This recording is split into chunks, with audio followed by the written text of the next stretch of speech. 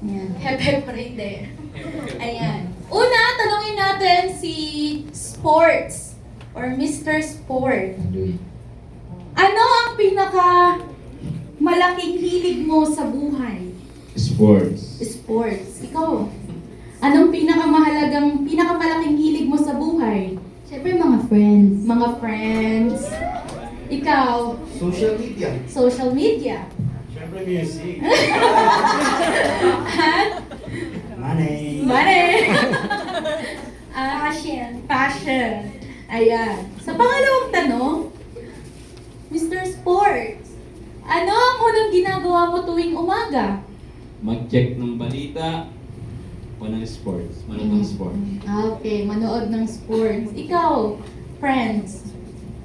Siyempre tinitignan ko yung cellphone ko, baka may chat na yung mga friends ko, gano'n, baka may gala kami. Okay. Ikaw naman, Mr. Mag-swipe ko sa sa FB. Siyempre, open yung Spotify para makinig ng music. Hindi mo paano pumaldo. Hindi mo paano pumaldo. Isipin niya daw paano pumaldo. Alam niyo ba ibig sabihin pumaldo? Okay. Ikaw, pipili ng ano? OOTD. Oo, pipiliin niya kung ano ang kanyang OOTD. Pangatlong tanong. Ano ang isang pinakamalaking nagiging dismayado ka? Pag nakatalo yung favorite team ko, kanina talo yung Lakers. Lakers, ikaw. Sa akin kapag na-FO. Ano yung FO? Ano yung FO? Friendship over. Friendship over. Ikaw. Kapag walang wifi, hindi ako nakakapag-swipe na sa FB. Oh. Ikaw. Kaya wala na yung wifi, tapos naubos yung data ko, hindi ako makapag-music. Ano, wala na naman yung wallet ko. Oo, so sad. Kapag hindi na uso yung suot kong damit. Hindi na siya. Yan. Balik tayo kay Mr. Sports. Mayroon ka bang gustong sabihin? Meron mga sports gear o kaya ay tickets sa mga laro para makapanood ako. Okay. Sa akin, syempre, para hindi mawala yung mga friends ko, bibigyan ko sila ng mga regalo. Sa akin yung iPhone 17 Pro Max. Sa akin naman, instrument, tapos papasignature ko dun sa gusto kong artist.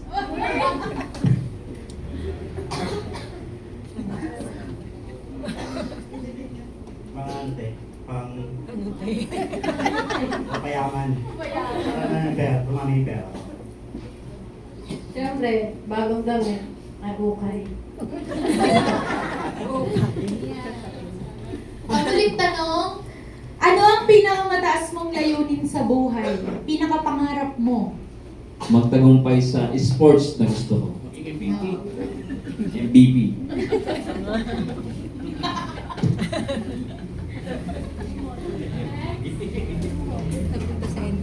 Sa akin yung gaya ng lagi sinasabi ni Kuya Denden. Yung mapagkakaibigan na walang sukuan. Di ba Kuya Denden? Matibay, walang sukuan. Bawat sa mga. Lakas loob!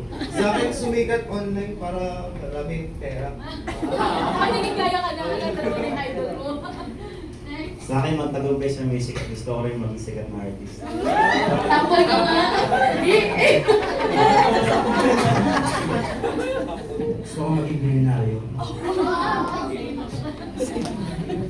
Ako gusto ko maging model. Okay. So, yan. Salamat sa Panginoon. Palakpakan natin.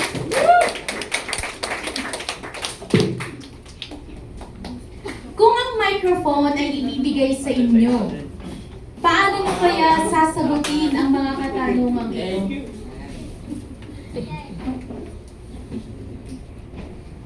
Ano yung bagay na ipinag-aalala nyo or pinakamalaking hilig nyo sa inyong mga buhay? Ano yung unang bagay na chine-check mo sa umaga? Ano yung nagpapasaya sa'yo o di kaya naman ay nagpapalungkot sa iyo? Ano yung mga bagay na gustong-gusto mong bilhin? At ano ang iyong biggest goal? Sabi, yung mga kasagutan. Kasi syempre, hindi naman pwedeng isa-isa po kayo. Dahil masyado po kayong marami. Pero naniniwala ako na mayroon kayong sagot sa inyong mga loob. At anumang sagot na mayroon kayo ay nagre-reflect sa kung ano yung number 1 sa inyong mga buhay. At what comes first affects your choices, mga pinipili ninyo, your time, sa inyong mga panahon, ano yung umuubos ng inyong mga oras, your goals, yung inyong mga pera. Ngunit malaman natin lahat na God created us to love Him and to live for Him. May mga Kristiyano kasi na hanggang sa panahong ito ay hindi nila mailagay si Jesus na sa pinakamahalagang posisyon ng kanilang mga buhay dahil natatakot na sabihin ng kanilang mga kaibigan, lalo na kapag nagiging kakaiba na sila.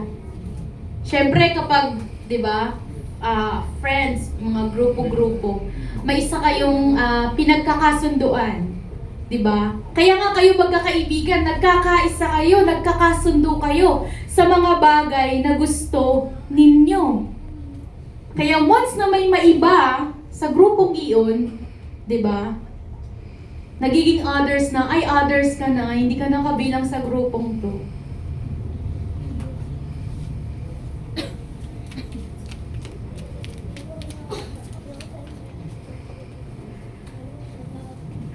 At dahil dito, kapag ikaw ay nagbago, hindi ka na magiging kaisa sa mga bagay na gusto nila at ikaw ay mawawalan na ng kaibigan. Diba? Sabi nga ni Miss Friends sa kanyang interview, sa kanyang sagot sa question and answer, takot siyang mawala ng kaibigan. Kaya ang gagawin niya, mag-spend siya ng money.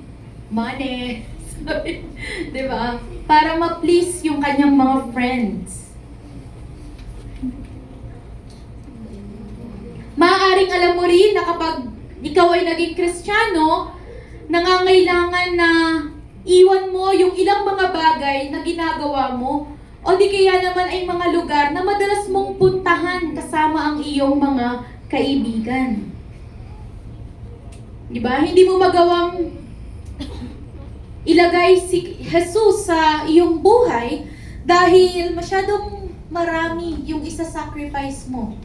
Eh diba, kapag tayo, lalo't kapag nakasanayan, ayaw nating iwan. Naku, mahihirapan akong magbago. Mahihirapan akong mag-adjust. At iniisip ko pa lang, parang hindi ko kayang gawin. Mark 8 verse 36, sabi, anong pakinabang yung magigain natin kung yung ating mga kaluluwa ay malulus natin? What is the use of gaining everything if you lose your own soul? Ngunit mayroong magandang balita. Lahat ng gusto ng magandang balita, magsabi ng Amen. Amen. Sige po, basahin ng lahat yung good news. Yung unang bullet. Handa, simulan. We all fail, but Jesus paid for our sins. We all fail, but Jesus paid for our sins. Meron ba dito hindi nagkasala? Diba? Sister, paulit-ulit ka naman. Lagi na lang yan. Every Sunday, napapakinggan namin yung for all have sinned na yan. Diba? Bakit kaya? Bakit kaya every Sunday itong sinasabi sa inyo? Na we all fail. Lahat tayo ay nagkasala laban sa Diyos. Upang huwag nating makalimutan, kumbaga alam niyo yun, makita natin yung ating kalagayan. kumbaga yung ating mga paa or yung ating mga sarili ay makita natin kung wala ang Panginoong Hesus sa ating mga buhay, walang-wala po tayo. Sabi, we all fail but Jesus paid for our sins. At yan po ay mababasa natin sa Hebrews 9 verse 22. Basahin po ng lahat, handa, simulan. Indeed, under the law, almost everything is purified with blood, and without the shedding of blood, there is no forgiveness of sins. Diba? Without the shedding of blood, there is no forgiveness of sins. So kung si Jesus ay hindi mamamatay para sa atin, walang sino man yung kayang magpatawad sa atin.